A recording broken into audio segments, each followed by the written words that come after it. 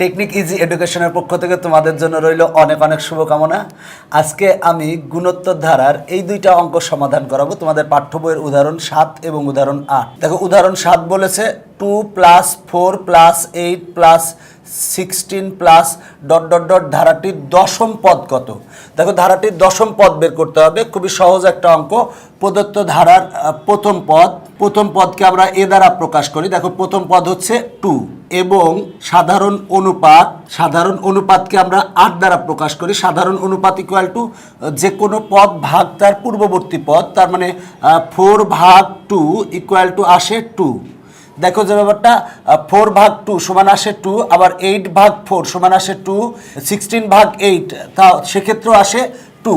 তার মানে যে ব্যাপারটা যে কোনো পদ ভাগ তার পূর্ববর্তী পদ সমান আমরা একই পাচ্ছি। সুতরাং এটি একটি গুণোত্তর ধারা, মানে যে ধারাটা দেওয়া আছে এই প্রদত্ত ধারাটি হচ্ছে গুণোত্তর ধারা। তাহলে অতএব ইহা একটি গুণোত্তর ধারা। দেখো ইহা একটি গুণোত্তর ধারা, কারণ 4/2 সমান পাচ্ছি 2, 8/4 সমান পাচ্ছি 2, 16/8 সমান পাচ্ছি হচ্ছে 2। সুতরাং আমরা বলতে পারি ইহা একটি গুণোত্তর ধারা। তো এখন বলা আছে ধারাটির দশম পদ কত।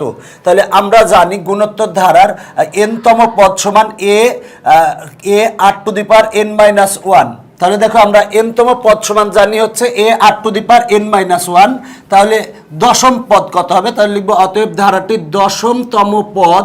দেখো 10তম পদ কত হবে, আমরা এখানে n এর স্থলে দেখো n-তম পদ সমান a 8n-1, তাহলে 10তম পদ সমান হবে n এর স্থলে আমরা 10 লিখবো, তার মানে a 8×10-1। এবার আমরা a এবং r এর মান বসাই দেব। a এর মান দেখো আমরা পেয়েছি হচ্ছে 2, r এর মান দেখো r এর মান হচ্ছে 2, 2 দেখো যে ব্যাপারটা 10-1 সমান হবে হচ্ছে 9 ইকুয়াল টু 2 × 2^9, মানে 9টা 2 গুণ আকারে 9টা 2 গুণ করলে আসে 512 আসে। যদি আমরা 2 × 512 করি তাহলে আসে 1024। এটাই হচ্ছে আমার অ্যান্সার। দেখো 10তম পদ বের করতে বলেছিল, 10তম পদ বের হয়ে গেছে। দেখো 2 + 4 + 8 + 16 + ... ধারাটির 10তম পদ কত। তো দেখো যে ব্যাপারটা এই ধারাটা প্রথম পদ হচ্ছে 2 আর সাধারণ অনুপাত হচ্ছে 4/2 ইকুয়াল টু 2। দেখো যে ব্যাপারটা যে কোনো পদ ভাগ তার পূর্ববর্তী পদ করতেছি, সব ক্ষেত্রে কিন্তু একই আসতেছে। সুতরাং এটি একটি কিন্তু গুণোত্তর ধারা। আমরা জানি গুণোত্তর ধারার n-তম পদের সূত্র a 8n-1। তাহলে দেখো ধারাটির 10তম পদ কত হবে, আমরা n এর স্থলে 10 লিখেছি। এবার a এবং r এর মান বসিয়ে ক্যালকুলেশন করেছি, করলেই আমার কাঙ্ক্ষিত অ্যান্সার চলে এসেছে।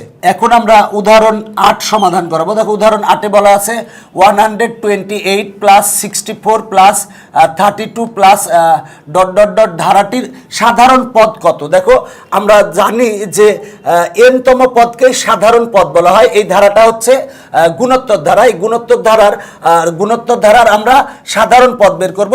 মূলত গুণোত্তর ধারার যে সাধারণ পদ বের করব, সাধারণ পদ বলতে n-তম পদকেই বোঝায়। তার মানে এই গুণোত্তর ধারাটির আমরা n-তম পদ বের করব। বের করলে যা হবে সেটাই হচ্ছে অ্যান্সার। দেখো যে ব্যাপারটা লিখবো প্রদত্ত ধারাটির প্রথম পদকে আমরা এ দ্বারা প্রকাশ করি, a = 128 এবং সাধারণ অনুপাতকে আমরা 8 দ্বারা প্রকাশ করি।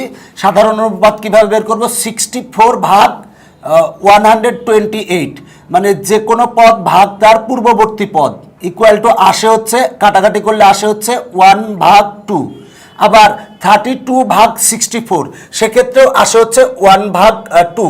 তার মানে দেখো যে ব্যাপারটা আমরা যে কোনো পদ ভাগ তার পূর্ববর্তী পদ করে আমরা সব ক্ষেত্রে একই পাচ্ছি। সুতরাং এই যে ধারাটা দেওয়া আছে এই ধারাটি হচ্ছে গুণোত্তর ধারা। তাই লিখবো অতএব ইহা একটি গুণোত্তর ধারা। আমরা জানি গুণোত্তর ধারার সাধারণ পদ বলতে আমরা n-তম পদ বোঝাই। সাধারণ পদের সূত্র হচ্ছে a 8n-1। এটা হচ্ছে n-তম পদের সূত্র। n-তম পদও যা সাধারণ পদও তাই, কারণ আমার বের করতে বলা আছে সাধারণ পদ। তাহলে সাধারণ পদের সূত্র হচ্ছে a 8n-1। এখন আমরা মান বসাবো। দেখো a সমান 128 × r সমান হচ্ছে 1/2, তার মানে 1/2 লিখলাম। আর এরপরে পাওয়ার আছে হচ্ছে n-1।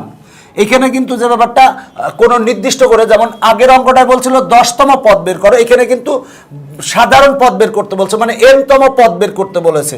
তো দেখো আমরা পাই, দেখো 128 আমরা লিখতে পারি 2 টু দি পাওয়ার 7 ইন্টু 1 এর উপর পাওয়ার হবে হচ্ছে n-1, 1 to the power n-1 সমান 1ই হয়, আর 2 এর উপরে পাওয়ার হবে n-1।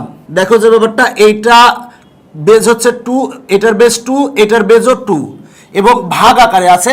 যদি আমরা দুইটা বেজের পরিবর্তে একটা বেজ লিখি, আমরা নিচে লিখলাম, নিচে লিখলেও যে ব্যাপারটা এইটার সাথে এই 7টা বিয়োগ হবে, তার মানে n-1 বিয়োগ 7। আমরা জানি যে ব্যাপারটা দুইটা বেজ সেম এবং ভাগ আকারে আছে, যদি ভাগ আকারে থাকে তাহলে দুইটা বেজের পরিবর্তে আমরা একটা বেজ লিখছি। এবার n-1 যেহেতু এটা আমরা নিচে লিখছি তাহলে -7 হবে। নিচে কেন লিখছি, কারণ উপরে যদি লিখি সেক্ষেত্রে nটা মাইনাস হয়ে যায়, এই জন্য আমরা নিচে লিখছি। ইকুয়াল টু 1 ভাগ আসে হচ্ছে 2 টু দি পাওয়ার n-8।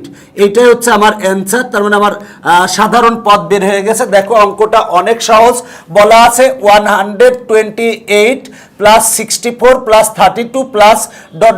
ধারাটির সাধারণ পদ কত।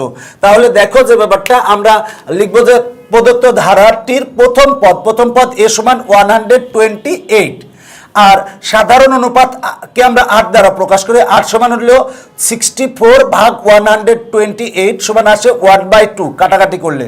এবার দেখো যে ব্যাপারটা আবার 32 ভাগ 64 সেক্ষেত্রেও আসে 1/2। দেখো যে ব্যাপারটা কাটাকাটি করলে 1/2 আসে, তার মানে ইহা একটি গুণোত্তর ধারা, কারণ ভাগ করে যেহেতু সমান আসতেছে সব ক্ষেত্রে এইটা ভাগ এইটা করলে 1/2 আসে, এইটা ভাগ এইটা করলে 1/2 আসে। সুতরাং এটি একটি গুণোত্তর ধারা। আমরা জানি গুণোত্তর ধারার n-তম পদ বা সাধারণ পদ, n-তম পদকে সাধারণ পদ বলে। n-তম পদ বা সাধারণ পদের সূত্র হচ্ছে a r to the power n-1। এখানে a এবং r এর মান বসে ক্যালকুলেশন করলেই আমার কাঙ্ক্ষিত অ্যান্সার চলে আসে। আজকের পর্ব এখানেই শেষ করছি, আর তোমরা অবশ্যই অঙ্কগুলা নিজে নিজে একটু খাতায় করবা, এতে তোমাদের উপকারে আসবে। তো আজকের পর্ব এখানেই শেষ করছি, সবাই ভালো থাকো, বাই বাই।